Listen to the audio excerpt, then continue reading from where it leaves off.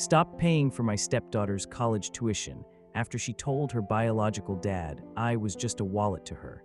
But my wife says I am punishing a child for being honest and demands I reinstate the payments immediately or leave the house.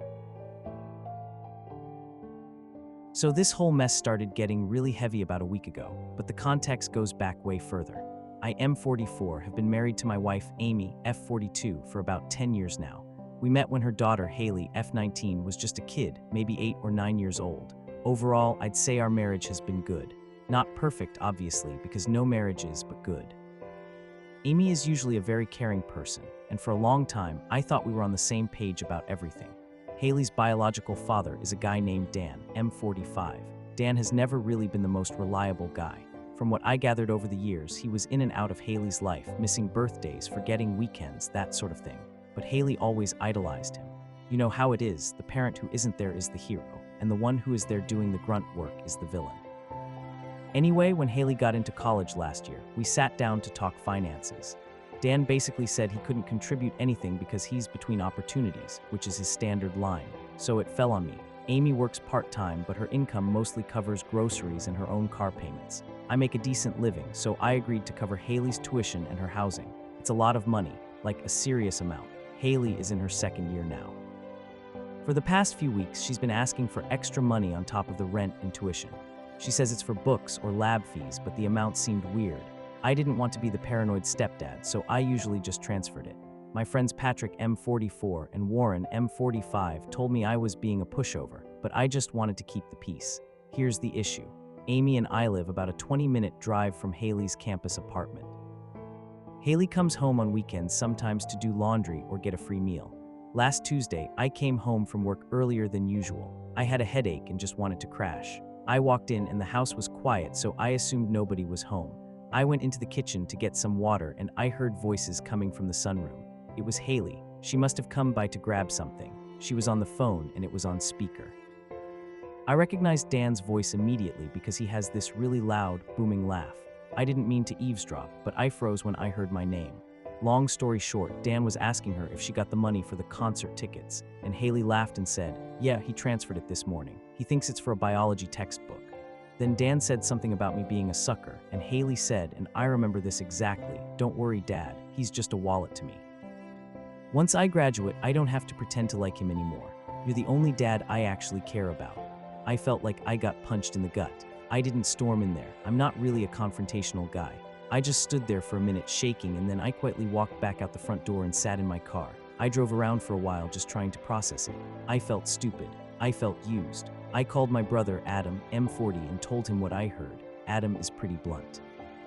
He told me to cut her off immediately. He said if I paid 1 more cent, I was a clown. I went back home around 6:00 p.m. Amy was home by then and Haley had left. I sat Amy down and told her exactly what I heard. I expected her to be upset with Haley. I thought she'd be horrified. Instead, Amy got really defensive. She said I shouldn't have been listening to a private conversation. She said Haley is just a teenager and she was probably just trying to look cool in front of Dan. She told me I was overreacting and that Haley loves me, but she has a complicated relationship with her bio dad. I told Amy that complicated doesn't justify calling me a wallet and stealing money for concert tickets while lying to my face. I told her I'm done paying for tuition.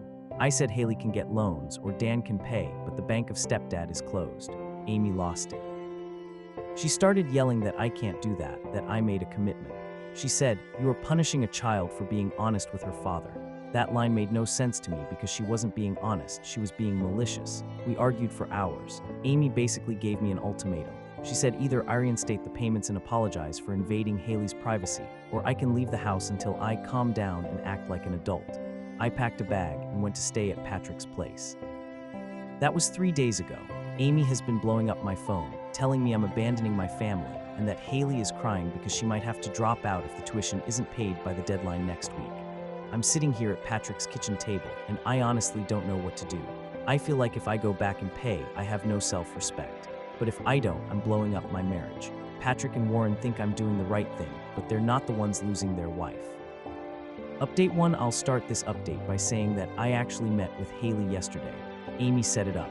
She texted me saying that Haley wanted to talk and explain things, and that if I really loved them, I would at least listen. I felt pretty anxious about it, but I agreed to meet them at a coffee shop halfway between Patrick's place and our house. I got there a bit early. I was drinking my coffee, trying to figure out what I wanted to say. When Amy and Haley walked in, they didn't look like they were there to apologize. Amy looked angry and Haley looked annoyed. They sat down, and before I could even say hello, Amy started talking. She said that this whole situation has been traumatic for Haley and that I need to understand the pressure she's under at school. She said my reaction was disproportionate to the crime. I looked at Haley and asked her if she had anything to say to me directly. Haley rolled her eyes and said, "Look, I'm sorry you heard that, okay? I was just venting to my dad. He feels bad that he can't pay, so I make him feel better. It's not a big deal." "It's not a big deal," I asked her. I asked her if lying about the textbook money was also not a big deal. Haley just shrugged and said, "I needed the money. You would have said no if I told you it was for a festival. You're always so stingy about fun stuff." I felt my blood pressure rising. I told her that being stingy is funny considering I've paid nearly $40,000 in the last year and a half for her education. Amy jumped in then. She said I was throwing money in her face, and that's exactly why Haley feels like I use money to control them. She said, "See, you hold it over her head. That's why she calls you a wallet, because that's how you act." I was floored. I couldn't believe Amy was twisting this around on me. I stood up and said I was done with the conversation. I told Haley that since I'm just a wallet and she doesn't want to be controlled, I'm removing the control. I told her explicitly that I am not paying the tuition bill due next Tuesday. Haley's face actually dropped then. I think she thought Amy would bully me into it. She started looking at her mom, panicking a bit, saying, "Mom, he can't do that. I can't register for classes." Amy started yelling in the middle of the Starbucks, telling me I was a deadbeat and that Dan was right about me. I just walked out. I went back to Patrick's.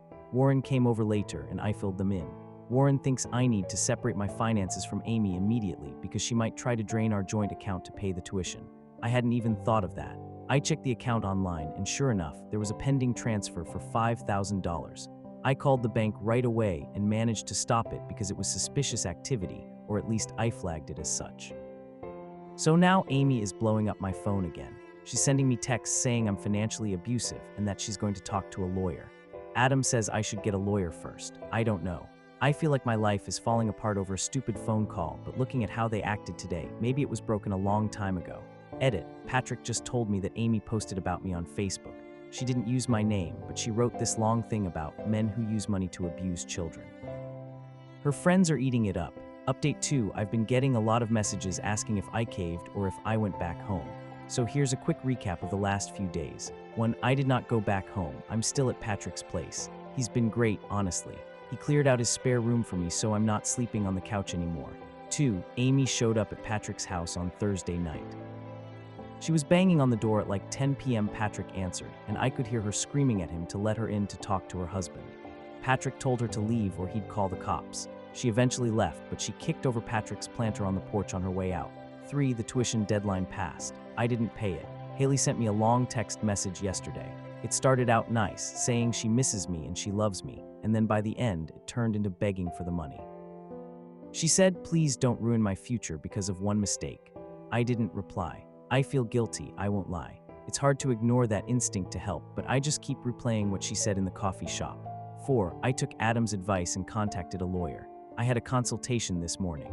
The lawyer, a guy named George, told me that since Haley is not my biological child and I never legally adopted her, I have no legal obligation to pay for her college. He also told me that Amy's threats about financial abuse won't hold up in court given the circumstances, but I need to document everything. 5, I learned something interesting about Dan. Amy had been telling me for years that Dan was broke and struggling. Well, Adam did some digging on social media. Apparently, Dan just bought a new motorcycle, like a nice one. He posted pictures of it 3 weeks ago. So the guy who can't contribute a dime has money for a Harley, but I'm the bad guy for not paying $15,000 a semester. I sent the screenshot of Dan's motorcycle to Amy. She read it but didn't reply. 6, Haley has apparently moved back into our house. Well, Amy's house now, I guess. Since she couldn't register for classes, she got kicked out of the dorms or whatever housing arrangement she had. I'm not entirely sure of the logistics, but Warren heard from a mutual friend that Haley is back in her old bedroom. I'm feeling a mix of relief and sadness. I miss my house. I miss the dog. I haven't seen Max in a week, but I don't miss the disrespect. Update 3, sorry I haven't updated in a bit. I've been trying to focus on work and just keeping my head above water. Things have calmed down slightly in terms of the yelling, but the situation is still a mess. Amy finally stopped calling me 50 times a day. Now she's switched to email. She sent me a long email basically outlining terms for me to return home. It was insane. She wanted me to apologize to Haley, pay the late registration fees plus the tuition, and sign a contract saying I would continue to pay until she graduates. I forwarded the email to my lawyer, George. He literally laughed when he read it. He drafted a response that basically said, "No, and we are moving forward with separation proceedings." I met with Adam and Warren for drinks the other night. Adam told me that he ran into Dan at a bar in town. I guess Dan was pretty drunk. He saw Adam and tried to start something. According to Adam, Dan was bragging about how he broke me and how Amy is going to take me for everything I have. Adam didn't do anything, he just walked away, but it made me realize that this isn't just about Haley. It feels like Dan has been in Amy's ear this whole time. I looked back at our phone bill history. I'm still paying it and saw that Amy and Dan text a lot, like way more than exes usually do.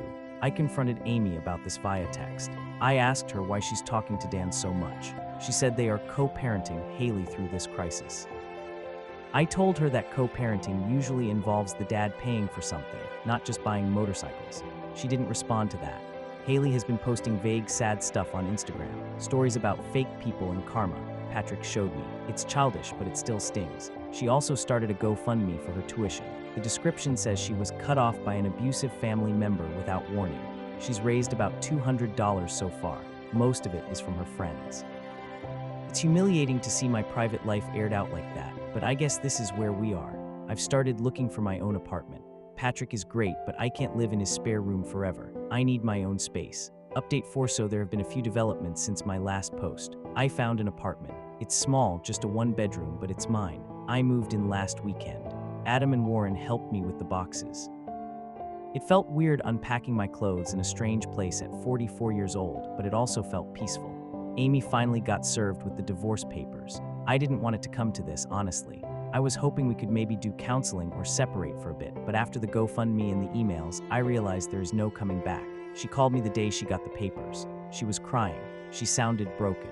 She said, "Are you really throwing 10 years away over money?" I told her it wasn't about the money.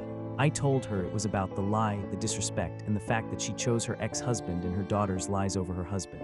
She got quiet then. She asked if we could meet for dinner. I asked George if I should go. He said it was up to me, but to be careful. I decided to go. We met at a quiet Italian place we used to like. Amy looked tired. She told me that Haley is miserable at home. Apparently, Haley spends all day in her room, refusing to get a job. Amy admitted that Dan hasn't given them a dime. She said she asked Dan to sell the motorcycle to help with Haley's school, and Dan laughed at her. I felt bad for her, I really did. But then she asked the question. She asked if I would consider paying for community college for Haley next semester if she drops the expensive university. She said, just give her a chance to restart. I looked at her and I realized she still didn't get it. She still saw me as the solution to problems Dan created. I told her no.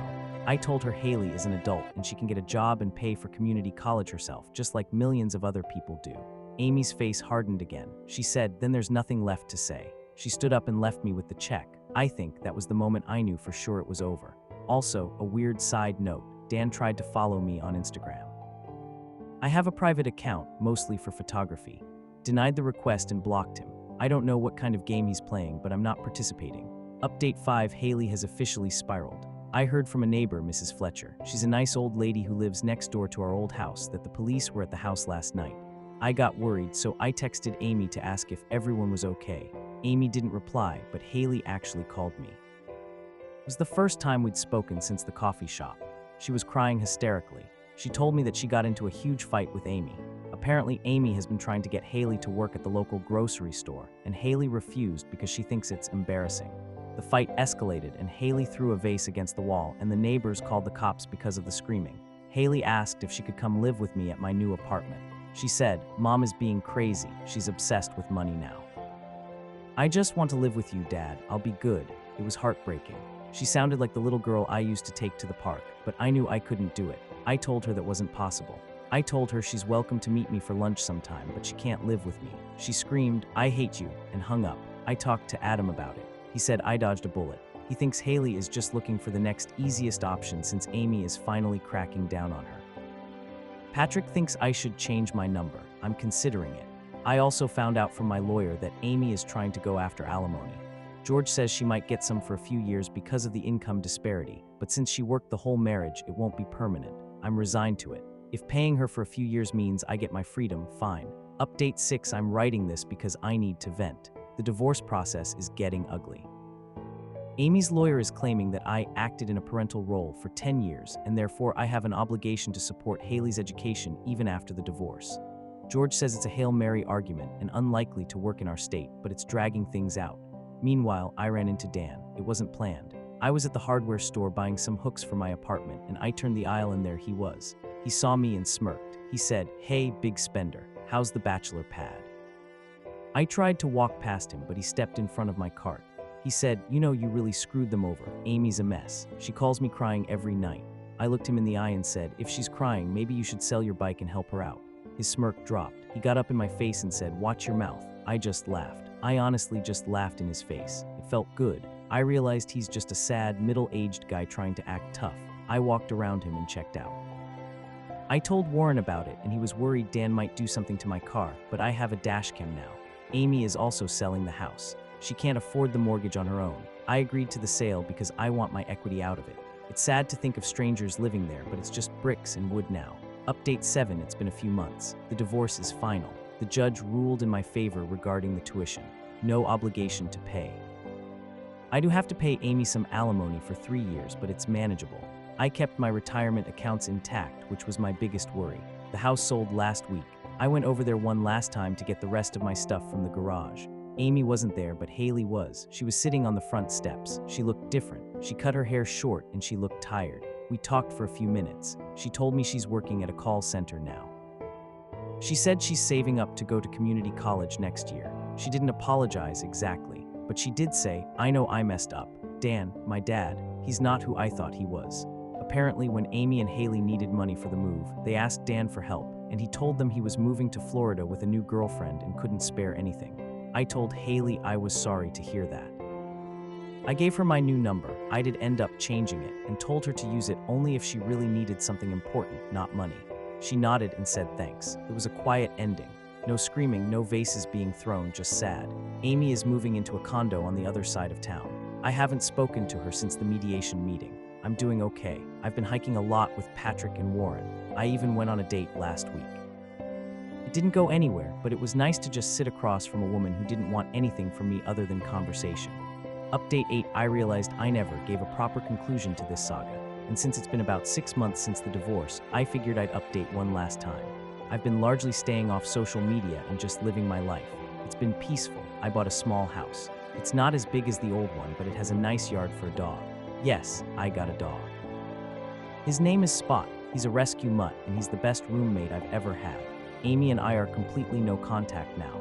From what I hear through the grapevine, mostly Mrs. Fletcher, who I still visit sometimes, Amy is dating someone new. Good for her. I hope he has deep pockets. Haley actually texted me a few weeks ago. She sent me a picture of her grades. She enrolled in 2 classes at the community college. She got an A and a B, she said. Paying for it myself sucks, but the feels.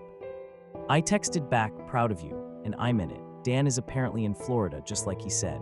Rumor has it he's already broken up with the girlfriend and is crashing on a friend's couch. Some things never change. My brother Adam is doing well. He's actually the one who encouraged me to get back into photography. I've been taking weekend trips to shoot landscapes. It's been really healing. I think back to that day in the kitchen, hearing Haley on the phone. It hurt like hell at the time.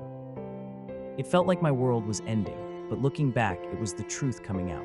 It was painful, but it saved me from spending the next 20 years being a wallet for people who didn't respect me. I still miss the family I thought I had. I miss the idea of it, but I like the reality of my life now better. It's honest. Update 9, June 12, 2025. It's been over a year since I first posted about the tuition disaster. I still get notifications on this account occasionally, so I thought I'd drop a final note for anyone wondering how the dust settled in the long run. I'm doing really well. Work is steady, and my photography hobby has actually turned into a bit of a side hustle. I sold a few prints at a local art fair last month. Patrick and Warren came to support me, and even Adam showed up, which was nice. I'm in a relationship now. Her name is Rachel. She's 40, has no kids, and is incredibly independent.